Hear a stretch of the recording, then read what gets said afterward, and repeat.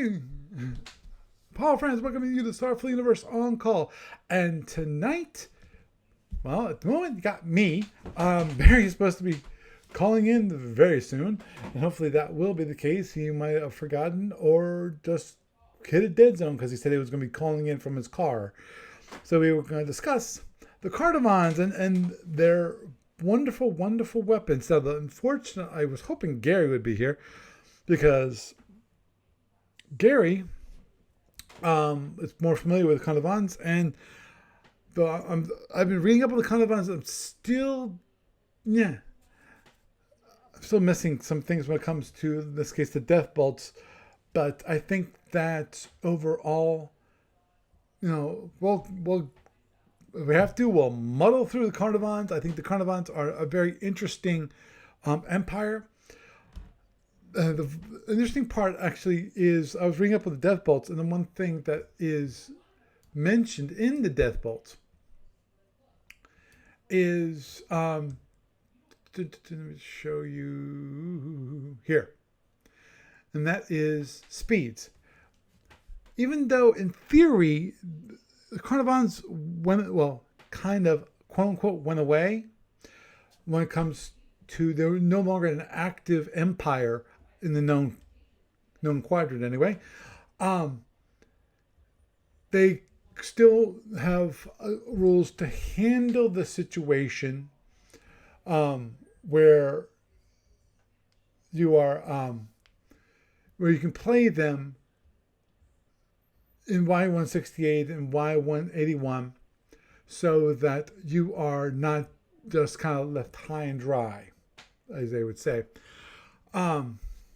So it assumes that the empire itself survived, or possibly the worst case scenario, do the whole what if scenario kind of thing, where you presume that the empire lived on. My guess now, I don't think when it comes to the history of the Carnivons, this is the case. They did not say that they kind of disappeared. My guess is that a clan or whatever. I forget exactly how the Carnivons are structured when it comes to their governmental structure. I don't think it's quite like the Lyrans, and the way they're broken up into not clans but duchies. But I'm one of it. They went off to a quiet place, part of the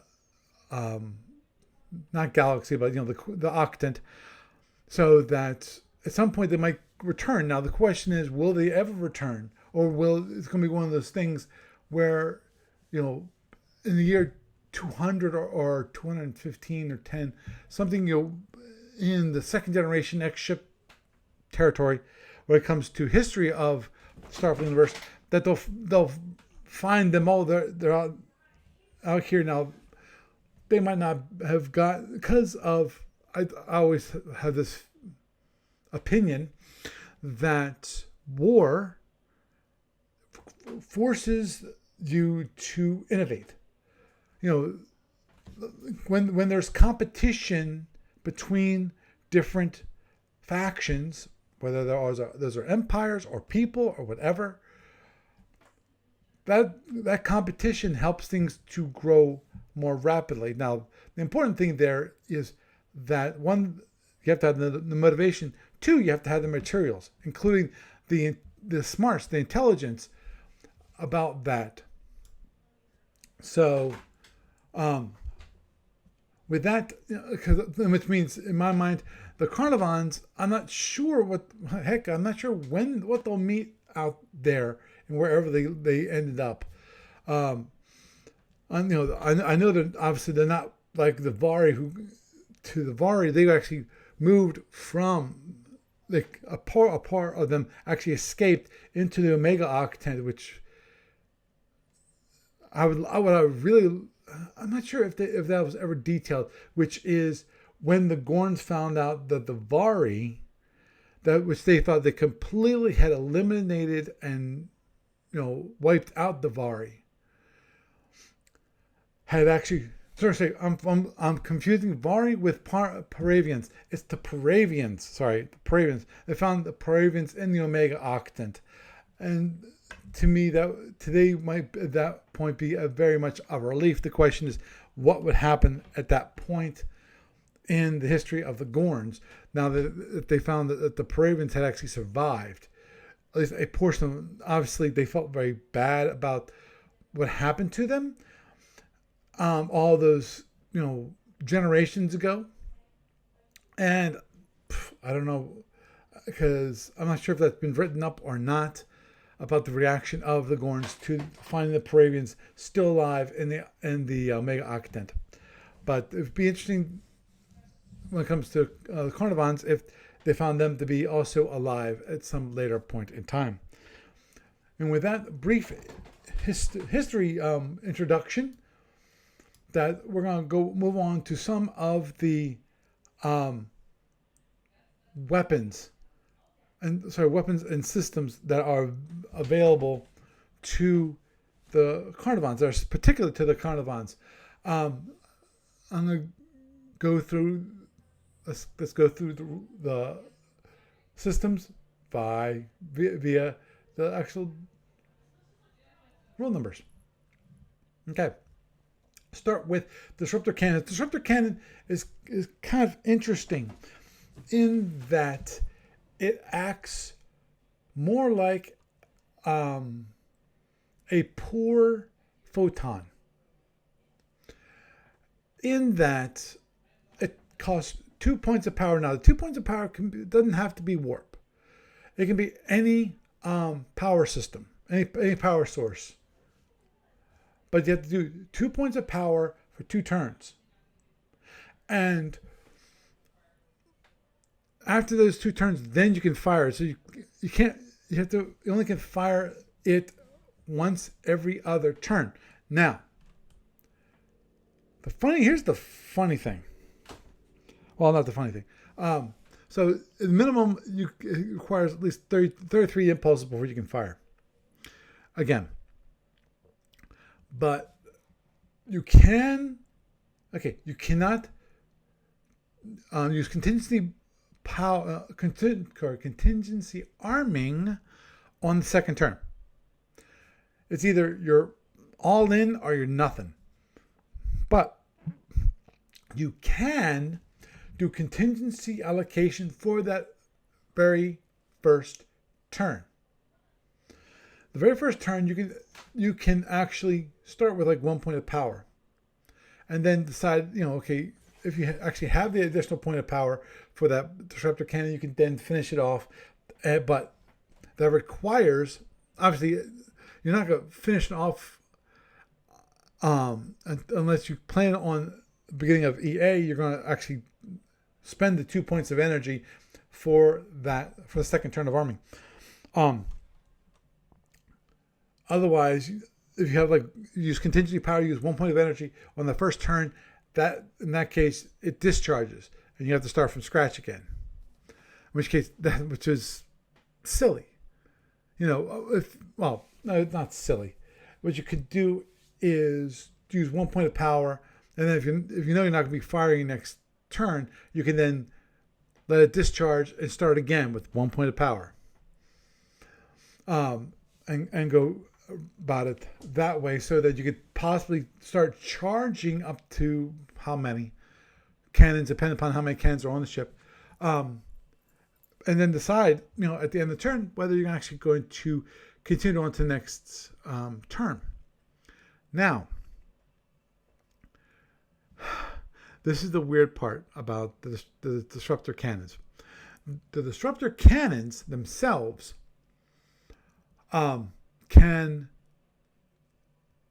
to overload them, you must use warp power. Now, they actually explicitly stated, so there's no easy out. That is, if you charge it with 2 points of power at the beginning of the turn, no matter what the source, if you want to overload it, by some reserve power, it must be warp. Because they explicitly state that it must be warp at that point. It's not like you can say, "Oh, I finished off the arming of a standard disruptor cannon with 2 points of warp," and then later on, then you use like 2 points of APR, reserve power, but it's non-warp, to finish arming disruptor as an overload, overload the disruptor cannon. No, you can't do that. The rules explicitly state that you cannot do that. So, given that, it's very interesting. Now, to me, the weird part about this, if you look at disruptor cannon, that is Durfax.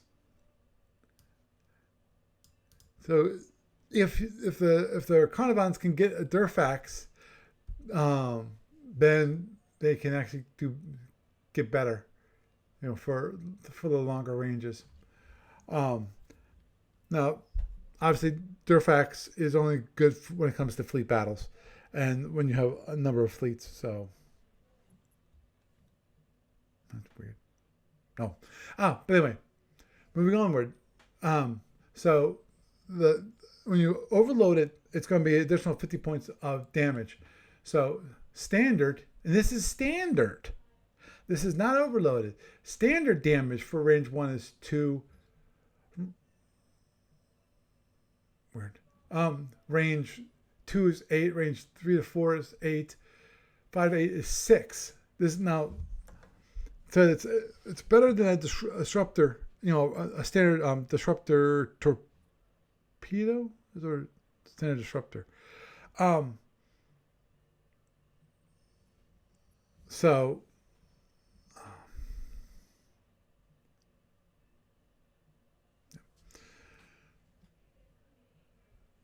But when you overload it, at that point, it goes another 50%. So with 6 points of power, you can do, at range 1, you can do 15 points of damage, which actually, when it comes to it's a better photon than a photon, because it can do for less amount of energy, do around the same amount of damage. Now the problem is that disruptor cannons cannot be held. So since they cannot be held, if you overload them, you're done. You have to fire them or discharge them at the end of the turn. Now, if you don't overload them, then you have to do what basically is a rolling delay. Like when it comes the Andromedan tractor repulsor beams or the Hellbores. That you have to keep on, in the case, which so every turn you have to put 2, 2, 2, 2, 2, 2. And so there is no hold, there is no reduced cost, because of it is completely charged at the end of 2 turns. That third turn, you still have to put 2 points of energy and that's going to be the last turn of charging. So it's just a rolling delay. Is what it is. So, and if the overload disruptor cannon is fired at range 0 and hit, there's 3 points of feedback damage. Now, obviously, it's range 0. It's an automatic hit unless you have EW. So, always keep that in mind. And standard stuff, if it's overloaded, it only can go out to range 8. For the most part, the hits are around the same as a regular disruptor. So when it comes to hit, it's better than a photon, but it doesn't. It does run. It's a better photon than a photon. Because it doesn't require warp, and it has a better to hits also. Okay, moving on. Here it is. Okay, next system that we're going to discuss is actually the heel nipper. Now, the heel nipper, this is an interesting system in my mind because of it. It is one of those systems that affects your opponent and affects its movement, which if you're flying against a Carnivon and the Carnivon has heel nippers, you really have to keep an eye out for this. Now, as pointed out here, they were able to, in later years, they were able to do it against small targets, and the small targets actually cost less power to affect. And the effects on small units is actually quite interesting, and that is because I'll get into that, but it's there's one of the few weapons where speed matters when it comes to how much damage you do to your target. Now, heel nipper again doesn't get held. It requires 1 point of energy. 1 point, so 1 point of warp energy,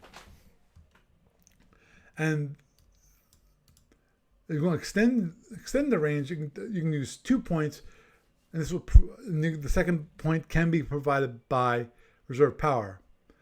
For larger class 4 or larger, it only can be fired once, and that requires a single point of energy. Now, you can fire a maximum 4 times a given turn of size class 6 or smaller. Each shot requires a 1/4 point of energy. And a given heel nipper cannot fire more than 4 shots in a given turn. So it makes it kind of like a phaser G, which for smaller targets, that makes it quite interesting. So the heel nipper can play double duty to a certain degree, because I'm willing to bet that if you fire at class 5, a normal fire core term applies. If you fire at a smaller target, then the size class 5 during the previous turn, the heel nipper cannot be fired at a larger target size 6 until a 1/4 turn delay has passed. And so the big thing there is that if you and also heel nippers cannot be held. If you fire at a large unit, then you can't fire at the smaller unit. So it's either one or the other. Either you can use it kind of defensively, or you can use it offensively. And obviously offensively is kind of in quotes. The reason why I say that is because of it causes damage, but not that much. And for me, defensively, it's meant for defensively against the smaller targets. So it does in each one, depending upon size class, it does different things. So which makes it quite interesting of a system. So let's show you. Okay, effects of a hit. Now, normal direct fire. Now, 1 point. Okay, if you hit with the heel nipper, 1 point of damage is scored on the targeted warp engine. So you actually can target a person's. This is one of the few systems that you actually target a system. So it will actually damage. You do 1 point of damage against warp, your warp engine, and you could, and the person firing, the Carnivon player, gets to decide where does it get hit, and which one.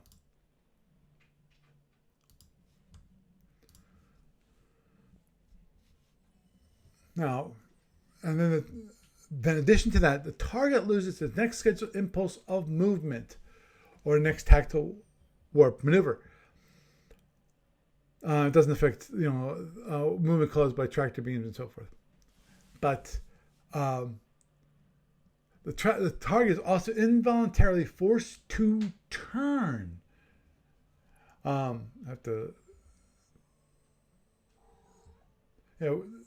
which engine it was hit determines the direction. Left engine turns left. Center warp shift doesn't turn. Right warp turns right. So depending upon which warp engine you hit, you can force your opponent to go right or left. Now, here's always the gotcha on that, and that is obviously if your opponent has no engine boxes. Note that in the case of a Gordon ship, both engines are actually center, even though they're designated right and left. That's not my interesting. Sorry, I got sidetracked by the mention of the Gorn because of the Gorn. If you actually looked at the actual ship, the two engines are top and bottom, up above and below. They're the saucers, not to the sides, and that's why they mentioned that. So anyway, I have to double check because I don't think I didn't see if you don't have that kind of warp available, if no more left warp, can you still fire your left warp and just not do any damage to the left warp but it still turns? My guess is that is the case. But they're forced to turn, but does not move on the next impulse. Also, its turn mode and side slip mode are reset. So this is really interesting because of if you hit your opponent with the heel nipper, a shield that was facing away from you, you can force it to be facing towards you, and therefore possibly get a down shield to face you. Obviously, it's only a single turn right or left, and if you're Hey Dave. Welcome, Dave. If it's still the rear shields, which just means that your opponent might want to avoid actually hitting the rear shields, for a change. Not sure if that'll matter or not, because most attacks happen on the front shields, and inevitably everyone wants to hit the rear shields because they're weaker. So overall, I don't think that changes tactics that much. He'll never done. Now the target's not moving using warp, including warp tactical movement. The only effect of the heel nipper is the damage to the warp engine. If the target has a warp engine box that was a target of the heel nipper, so which means that in my mind that if, as I stated previously, which is if you aim for the left warp and there is no left warp, there's no damage. Now, if it's using warp to move, I'm willing to bet you that you still turn, because I don't see anything that says that, because if you strike left warp, a left warp or right warp, it won't, and there's no warp box of that type, it will not turn, force it to turn. Now, this is the one thing I wanted to get at.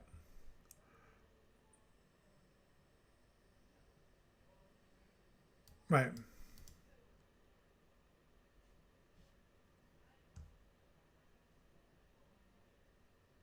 Huh. Okay, it has no warp engines. Okay. Then if it has no warp engines at all, then it won't turn. Now, for the other target, for the smaller targets, the size class 6 or size size class 6 or smaller, I think is what was stated. Let me just double check. Just forgive me because I thought I had it right. Yeah, right. Size class 6 or smaller, because size class 5 or larger, then don't mind me. Don't have that happen again. I apologize for the notification if you heard that. Now, this is the interesting part. Now, if it hits a shuttle, i.e. a fighter,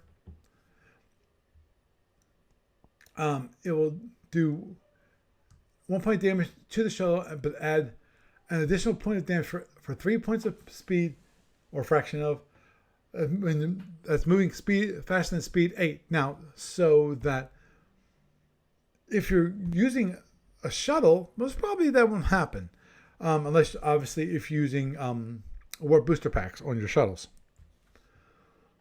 But them is an example they give, which is more likely, which is a fighter. The fighter, if a fighter is moving speed 15 and is hit by a hill nipper, the fighter takes 1 point of damage plus additional 3 points of damage as a result of its speed. Note that if the fighter had active warp booster packs, the damage would be, of course, doubled. Actually, that's one thing. Right, if it's moving speed 15. Now, the thing is, if you have more booster packs, the question in that case, that could basically destroy the fighter, because in that case, you're going to double the damage that is done to it. Then you have double the damage because of the warp booster packs. So that might just kind of blow it. If it's going like speed 24, okay. Because so if you're going speed 30, instead of going the 3 additional points, okay, let me think. That actually would be, that's an additional 3. Sorry, I'm having a hard time calculating it all out. But it would do a lot of damage and probably destroy the fighter. Now, if I add a drone or a missile that hit the score, affecting 1 point of damage, and again, an additional point of damage for every 3 points of speed the drone or missile is moving faster than speed 12. So, if it's moving speed, like example right here, drone that's moving speed 20 and it's hit by a heel nipper, the drone takes 1 point of damage and an additional 3 points of damage as a result. If the drone is unarmored, like 4 or type 6, it will be destroyed. So, the heel nipper in that case is a very defensive weapon. I'm not sure how many heel nippers actually would be on a ship, on average, but obviously it can only fire up to 4 times a turn in the kind of defensive mode.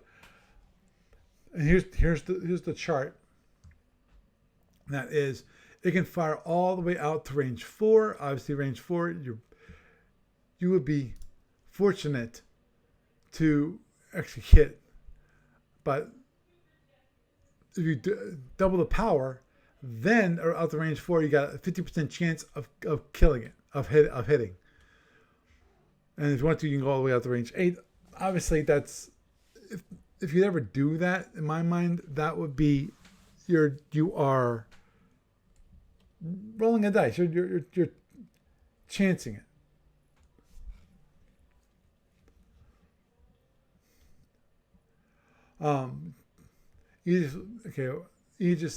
You can do that, which is interesting.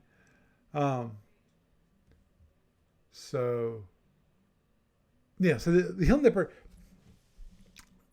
it can be offensive and defensive. And the one thing that really makes it interesting as an offensive weapon is not just that there's 2 things, obviously, which is you can target a weapon system. This is not normal for a weapon in SFB, because normally you have to do a die roll yes, you can eliminate some of the weapons, some of the boxes, the system boxes, whether it's this hull or whatever, based on the kind of weapon, which I've seen. But this one is totally different. The person gets to decide, okay, are they going to hit, am I targeting left warp, right warp, or even center warp? Obviously, as mentioned before, you would not want to have a Carnivon facing a Gorn, because the hill nippers are kind of, it can knock down, remove the warp, but it can't force the turn, which is, again, is a tactical thing, which would be incredibly important for those times when, heck, imagine in a tournament battle, if they had a tournament ship, in that you could, with a hill napper, you could hit, fire against your opponent's ship and have them go right into the wall. If they're that close to the wall, which would be really, I think, quite cool. Actually, that's one thing. Might talk to Barry about it maybe next week, because it looks like he's not going to be showing up this week. But have it so that you have a tournament ship, which is a Carnivon. Now, Carnivon is actually in the Alpha Octant, so in my mind, you would have it with the drones and the Zinnies and all that kind of thing. So because it's more designed for that Octant. Obviously, it's only was in existence. They only were interacting with the rest of the empires early all the way up to the middle years, and in which case they disappeared. Now, last and definitely not least, death bolts. Death bolts. The one thing I could not find is the range of a death bolt, because I saw something which was weird. Maybe not. I was gonna say disturbing, but it's not really disturbing. It's just weird, and I have a hard time. It is possible that it is true, but I saw one little notation. It seemed to indicate death bolts only can be fired at range 1, or sorry, range 0, which would be like that would be a really hard seeking weapon to use. That makes it more of a direct fire weapon. But so I don't see anywhere listed where they limited the range. But now, the interesting thing about the death bolts is that it's kind of like a drone, kind of not like a drone. It's kind of like a drone, kind of like a plasma, in that you're only allowed to have one death bolt in the launcher at one time. This is not like a drone rack where you have like 4 to 6 drones, or possibly more, in a rack. And then you launch one, and then you just launch and launch. It's very stable. Death bolts are described as being very unstable, very finicky.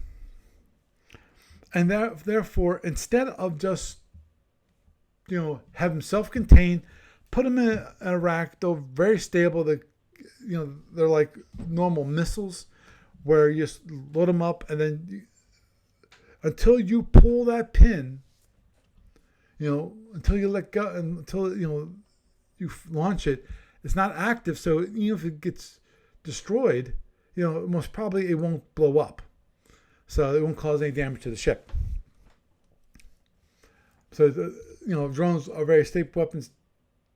The death bolts not quite as much. Now, given because of that, instead of just putting it in the launcher and away it goes, what happens? It bases its ability to be prepared on deck crews. So you have to, for each bolt to be loaded, it requires 2 deck crew units.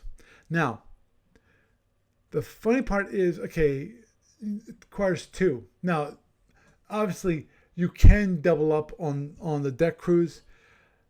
Obviously, the one thing that is a reminder here, which is on the non-carriers, 2 deck crews provided by this can be assigned to assist in loading the death bolts, in addition to dedicated death bolt deck crews, or used to replace death bolt crews lost when the death bolt rack was destroyed, but then was repaired. Now, but note, only carriers can, right here, note only carriers can purchase additional deck crews under commander's options. So even though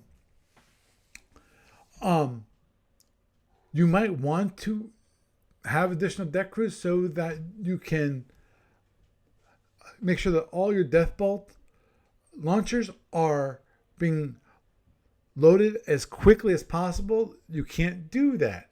But you can't get additional deck crews to help you in that endeavor. Now, so I said that makes it quite interesting in that you actually, your limitation is not launching, it's deck crews, and that is, and because of the way it works with deck crews, unlike drones you add different modules to the drone, you purchase them, they're in storage, and then you have them available and you load them up in the rack and boom, you're ready to use them. That's not the way death bolts work. Death bolts, you can still modify, you can still tweak it and customize it. But to do that, it requires additional deck crew actions. So in this case, you can anti-tractor. A given death bolt can generate anti-tractor energy. A single deck crew action can reduce the warhead of death bolt by up to 6 points. For every 2 points, whoops. I'm sorry.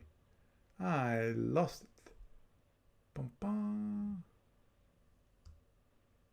There it is. For every 2 points of warhead, the reduction provides 1 point of anti-tractor. So you can have up to 3 points of anti-tractor. That makes it quite interesting in my mind. Because if you can force it so that you cannot, your opponent has only one option, which is you have to destroy it. Now, by default, if you don't give it any additional of these tweaks, anti-tractor and so forth, I'll go through them. It's a 30 point warhead. It takes 10 points of damage to destroy. Now, obviously, each one of these systems reduces the warhead, but gives you some interesting things. For example, focus burst. A given death bolt can be programmed to expend all its energy in a directed burst. Programming the focus burst requires one deck crew action, again, deck crews, and reduces the warhead by 6 points. The player must, the death bolt will fire whatever amount of warhead remains, and half that amount will be scored as damage on a target if a hit is achieved. Fired at the same time as a swordfish drone, but it was resolved the direct fire stage on the sequence of play. We roll a single die to determine the result of the focus beam applied damage due to the hit 1 to 4 on range 1, 1 to 3 range 2, and 1 to 2 on range 3. Now, I did not see. Okay, the pilot must record right in the range from the target that's going to do the burst. So this is an interesting option in that with this option active, then your death bolt, now the person has to think about, okay, is this death bolt set to be a focus burst? Because as a focus burst, you need to kill it at a very, I'd say, most people are going to go for range 2. 50% chance of hitting. It's going to be hard to kill it at range 3. Now, obviously, the problem is that if you're range 2, it's going to be 30 minus 6, which is 24, which means 12 points of damage at range 2, which that's a 50% chance of doing 12 points of damage. So average damage is 6 points of damage. Now, that's actually quite good for it. So, what's this? Yeah, these are speed increases.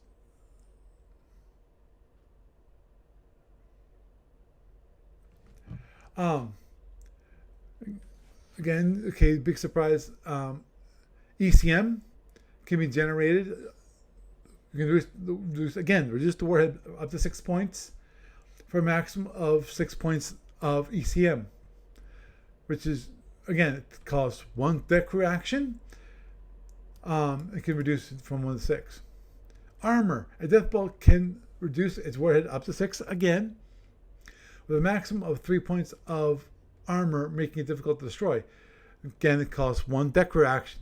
So the thing is, for each of these options that you're adding onto your death bolt, it requires 1 deck reaction. So let's say that you add both the focus beam and ECM, just for giggles. That's 12 points of warhead up to 12 points of warhead. Let's say you max it out.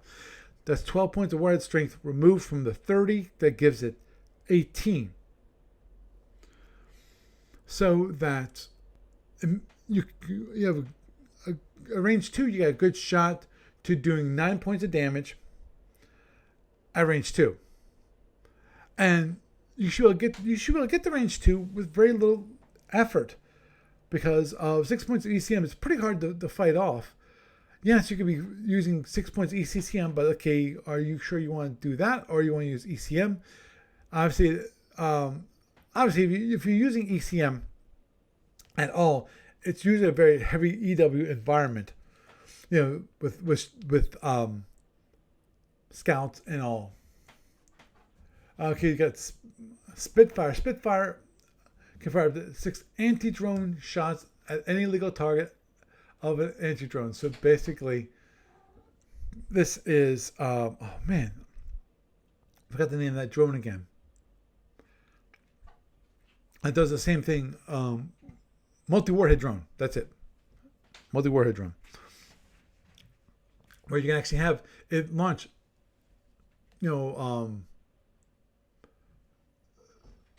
This is an ad. This is actually ad rack, which is not multi-warhead. Multi-warhead is where it launches all the dogfight drones. So this has basically an ad rack, which makes things interesting. Right. So the death bolt will only engage targets in FA and not in its own hex. The death bolt cannot differentiate between friendly and enemy targets and will against 1 eligible target per impulse until there are no shots remaining or all targets have been destroyed or passed out of death bolt's FA arc.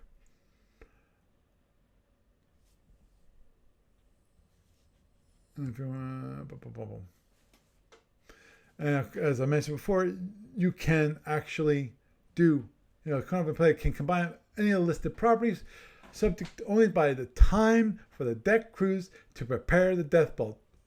So the more options you add onto this death bolt, the longer it's going to take. So you have to be very cognizant of that, because each one of these, and then after you've launched it, you have to wait at least 8 impulses before you can even start having a deck crew working on reloading it again. So, that it, if I recall correctly,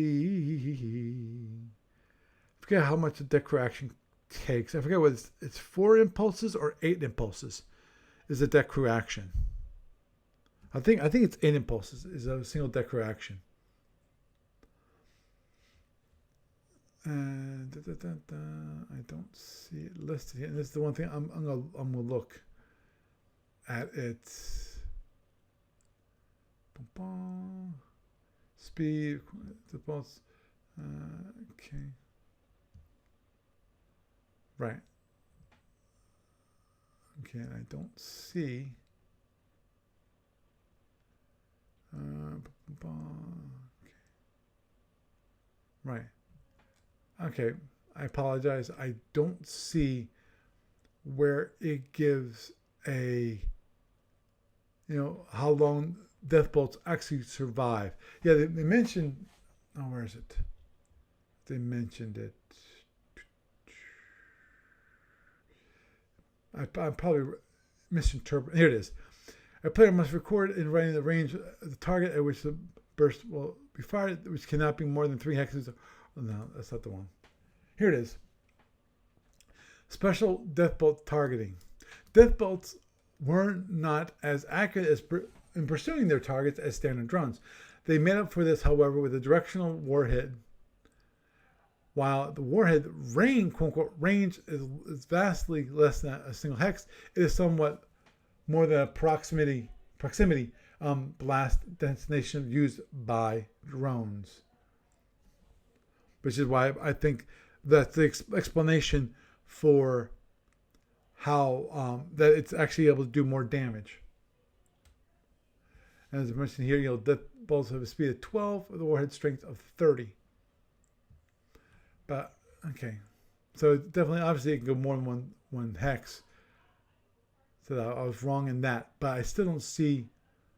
The one thing I do not see, and I'll probably have to. My guess, it's probably in the errata, and that's why I missed it. And that is that it probably has, like in the case of a drone is good for 3 turns. Now, if it's good for 3 turns, that means after 3 turns it dies. It runs out of fuel. I don't see anywhere here where it talks about the death bolts are only on the board for 3 turns and then that, though. Actually, let me do one quick check, because this might be like the Omegas, where they mention in passing, use all of like the drone rules, except for or modified. Our type of drone. Okay, the rules are the same as for drones, except for some special changes. Okay, so that to me means that death bolts can survive for 3 turns, and after 3 turns, then they get dropped off the board. So, wow.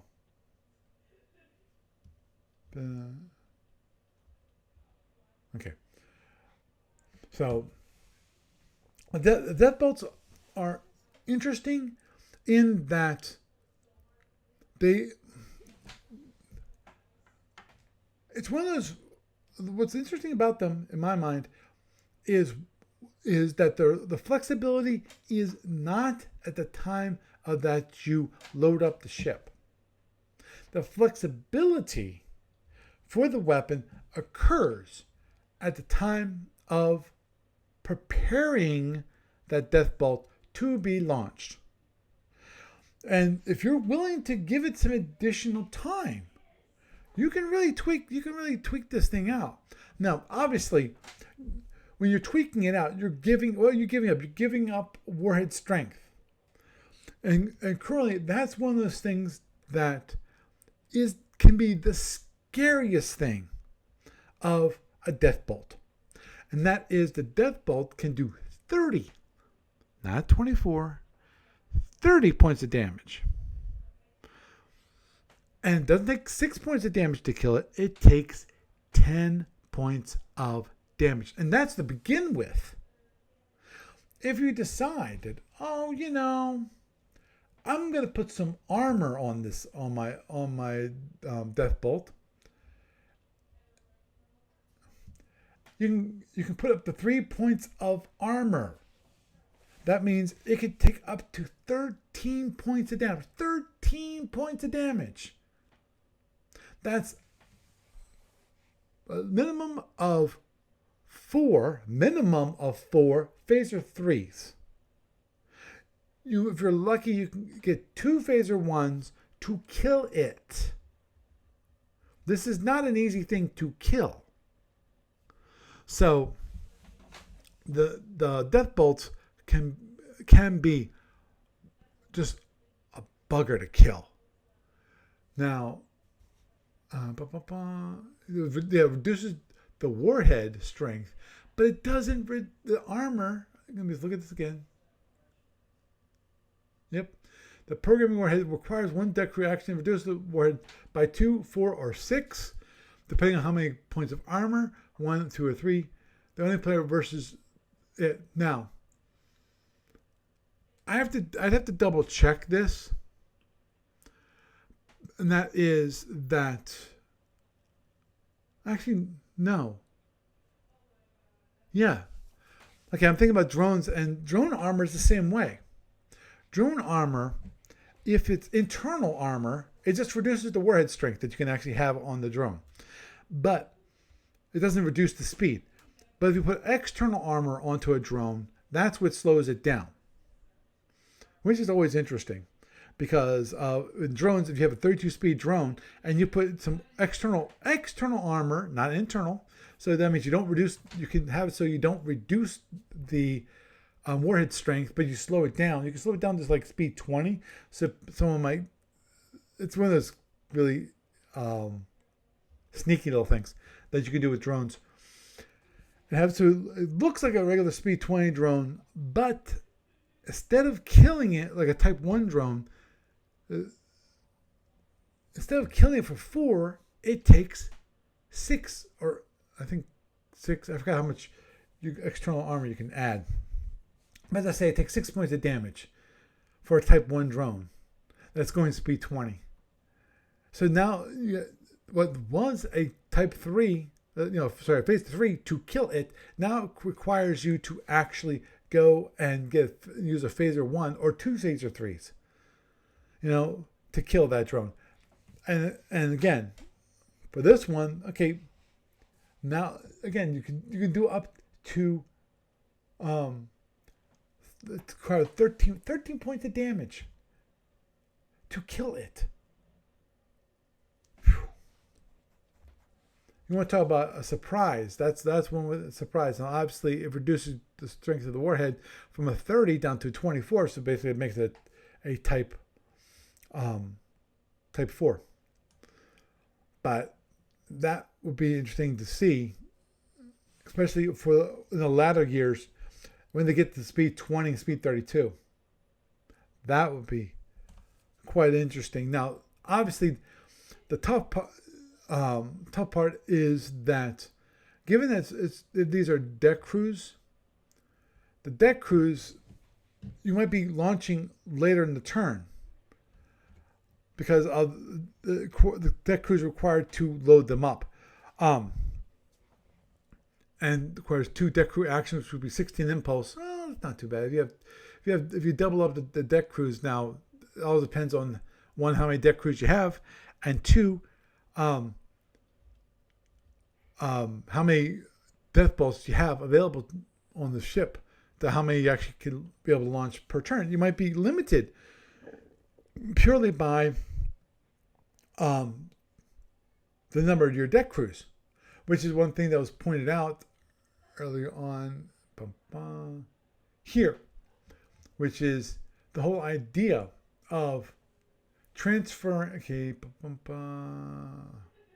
yeah, on ground carrier, the deck crews provided by this can be assigned to assist in drone loading death bolts, in addition to the dedicated death bolt deck crews, or used to replace death crews lost when their death bolt rack was destroyed, but which has been repaired. Note that if the deck crew provided by the J4 are used in this way, they're unavailable to perform deck crew actions in in the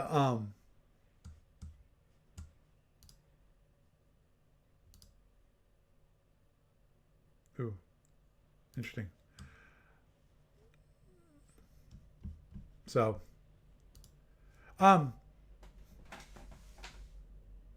so overall,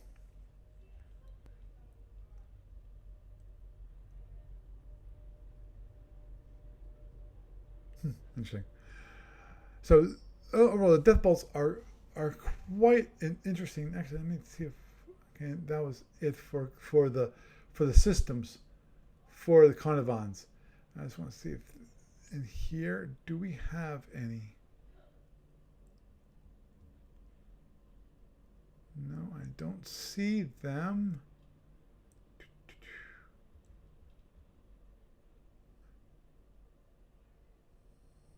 Okay.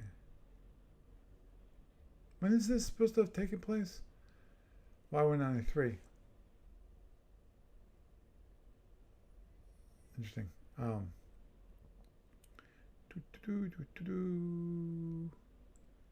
Nope. Okay. I don't have the ships with me at the moment. So I can't show you what they look like. I got the rule book. I probably should have downloaded the SSD too, but I don't have them right off the top of my head. And also the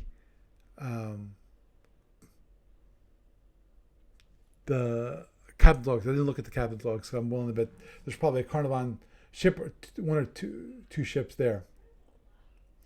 So I think with that, we're going to wrap it up for this evening. Talk about Carnivons and the wonderful weapon system, weapons and systems that they have.